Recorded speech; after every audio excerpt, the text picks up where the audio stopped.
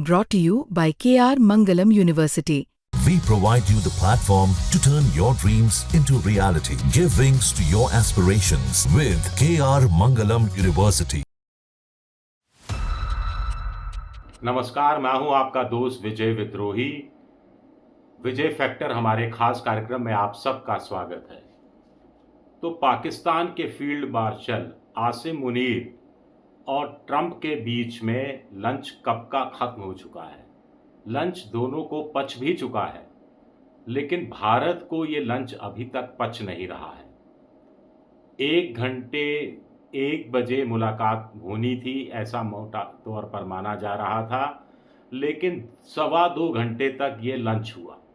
अब 2.25 घंटे तक तो खाना खाया नहीं जा सकता, डेजर्ट भी लिया गया होगा, स्वाभाविक है। और बहुत से मुद्दों पर बात हुई भी होगी।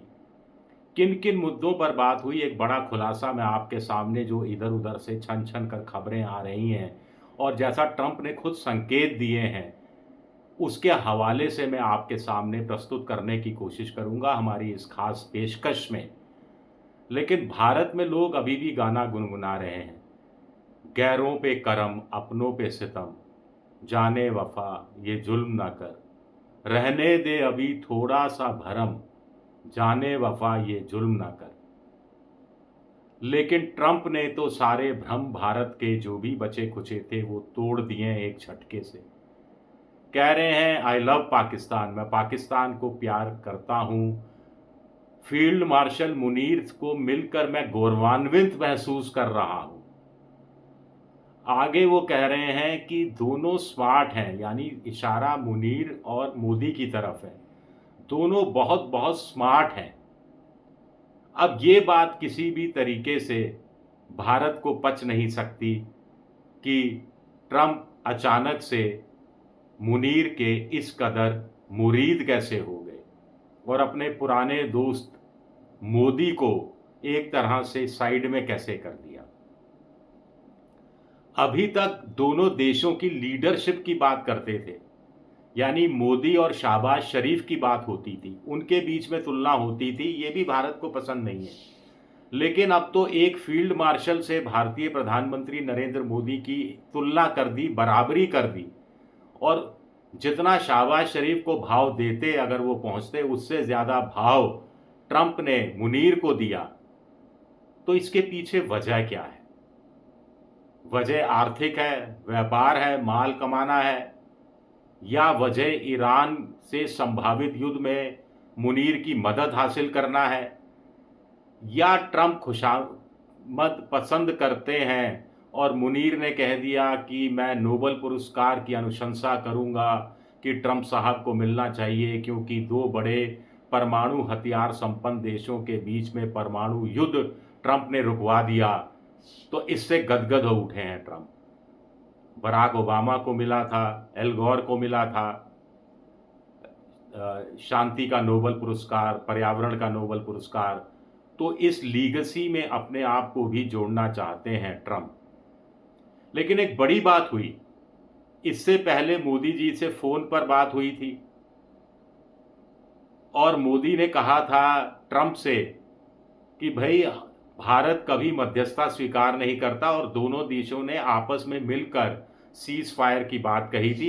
अमेरिका का इसमें कोई दखल नहीं था।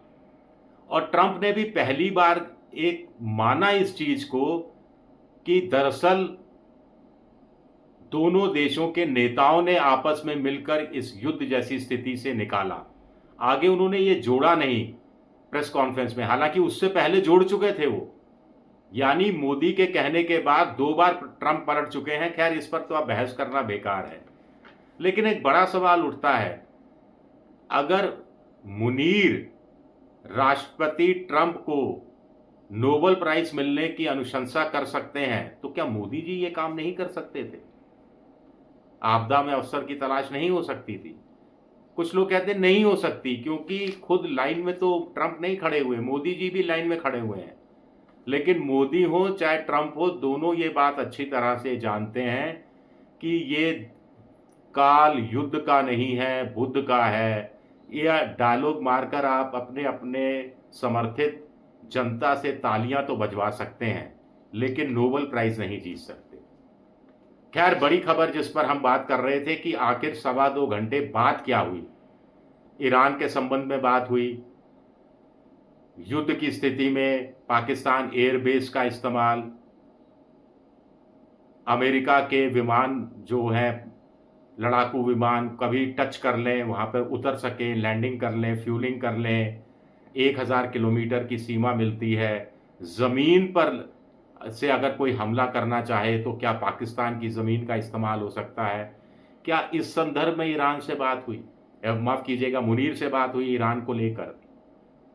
या फिर जब यही सवाल पूछा गया ट्रंप ने, तो ट्रंप ने जो बात कही कि देखिए पाकिस्तान हमसे बेहतर ईरान को समझता है और वो ये मानकर चल रहा है कि जो कुछ हो रहा है ठीक नहीं हो रहा है, यानी ईरान के साथ ठीक नहीं हो रहा है। ये भी आशय हो सकता है ट्रंप का, या ईरान और इजराइल के बीच में जो द्वंद्व हो रहा है वो दुनिया के लिए ठीक नहीं हो रहा है, ये आशय भी हो सकता है ट्रंप का।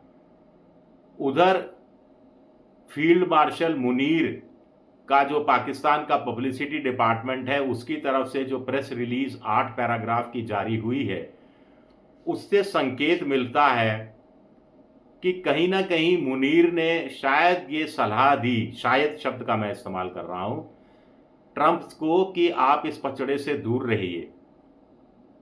उधर ट्रंप चाह रहा है कि पाकिस्तान खुलकर ट्रंप के साथ आ जाए, ईरान के खिलाफ चला जाए और ईरान को इस्लामिक मुल्कों में अलग थलग किया जा सके।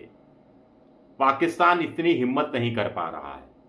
बड़ी बात यह है कि ट्रंप ने मुनीर से सिर्फ सैन्य संबंधों पर बात नहीं की, फील्ड मार्शल से वो आर्टिफिशियल इंटेलिजेंस की बात कर रहे हैं, फील्ड मार्शल से वो रेयर अर्थ मेटल्स की बात कर रहे हैं, फील्ड मार्शल मुनीर से वो पाकिस्तान और अमेरिका के बीच बेहतर आर्थिक संबंध कैसे बन सकते हैं, किन किन क्षेत्रों में आर्थिक सहयोग दिया जा सकता है, वो भी बात कर रहे हैं।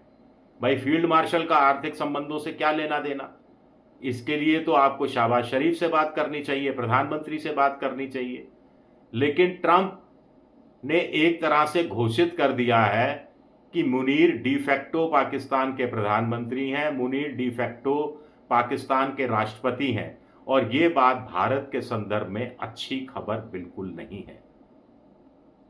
कल को पाकिस्तान को भारत को लेकर कोई फैसला करना पड़े तो इसका मतलब है वहां की लोकतांत्रिक सरकार वो फैसला नहीं करेगी, एक वर्दी पहने वाला फील्ड मार्शल ये फैसला करेगा।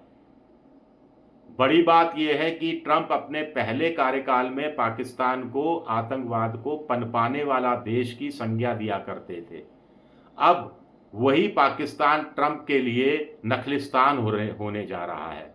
वही पाकिस्तान के फील्ड मार्शल मुनीर आतंकवाद के खिलाफ लड़ने वाले एक महास्तंभ के रूप में सामने आ रहे हैं। ये भी भारत के लिए अच्छी खबर कुल मिलाकर नहीं है। बाकी 8 पैराग्राफ में जो कुछ कहा गया है वो मुनीर की तरफ से कहा गया है, उसकी ना तो हम खंडन कर सकते हैं, ना मंडन कर सकते हैं, ना पुष्टि कर सकते हैं, और बहुत सी बातें हैं जो हो सकता है आने वाले वक्त में और खुलकर सामने आए। शुक्रिया, मेरा ये वीडियो देखने के लिए बहुत बहुत शुक्रिया।